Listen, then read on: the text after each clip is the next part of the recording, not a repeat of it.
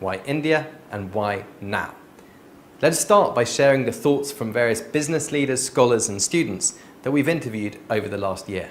India is such an exciting place to be right now. Today, I'm sure anyone sane would make sure that their children are absolutely versed in India, its history, its traditions, its trajectory. It's an incredibly important place and will only get more so. India was absorbing different cultures before we had any conception of doing that.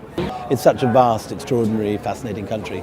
It's the biggest democracy in the world. If the world's largest democracy and the world's oldest democracy don't constantly talk to each other, then the 21st century would be much the poorer. If you do not know about India, you're going to get left behind. India has always welcomed the people. We are a population of 1.2 billion people, of which 60% today is below the age of 30. Every state has a different language, it has a different culture, it has a different cuisine. You don't find that kind of diversity anywhere in the world. It's a place which I think is probably one of the most exciting places to be at the minute. I think younger America and younger India in particular need to talk together because their aspirations, their dreams, their hopes are similar. I don't think you can afford to not have information about India. It has multiple voices, multiple stories.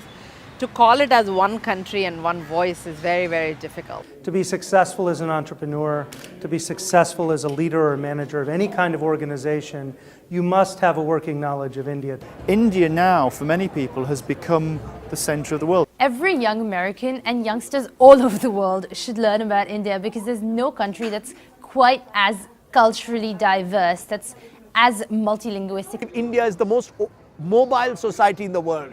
America was the most mobile society in the world. So I think if there can be this kind of communication between these two societies, I think the world will be a better place. India has been important throughout history.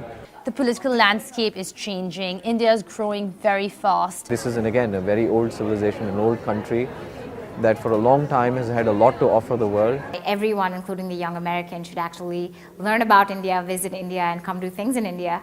India, I would argue, is the first globalized place in the world. Over the next 20, 30 years, you'll actually see this youth in India take charge. India has a lot to offer to the world. Again. To watch more such videos, please subscribe to our channel now.